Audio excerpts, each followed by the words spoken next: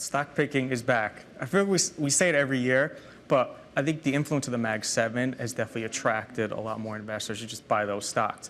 Not saying that ETFs still aren't trading a lot, but you basically just need to hold those 7 stocks. So I think there was a fair point that Eric had made too, that yes, the market is up, we're comfortable, maybe we're not freaking out, there's not a whole lot of trading, but overall, trading is still up on the exchanges. So I think that they're just not going to ETFs, they're going to individual stocks or they're going to options, but there's definitely more of a stock picking mentality this year. I was going to say Eric Balchunas does disagree with you there because, I mean, you think about what typically happens in times of volatility. I mean, people go right for those ETFs. And I mean, I guess when we have our next huge drawdown, maybe today we'll see that share go higher once again.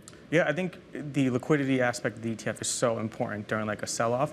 But a lot of time, if you look, whenever the market hits new highs, volume is very low. So I think that does drive a little bit. But maybe like today, like I said, we might see a little bit of a pickup in the volumes. But overall, it's just been moving over to just more niche exposure, single stocks, and that necessarily doesn't bode well for ETF trading overall. Right, and ETFs themselves have become increasingly more concentrated as well. I think about all the single stock ETFs and how much attention that's getting. With the big tech trade seemingly maybe fading or even unwinding a little bit, how do you anticipate that this might start to show up in ETFs? Yeah, I think there is a second order effect. So one is they're single stock ETFs, so people trade those, they're levered.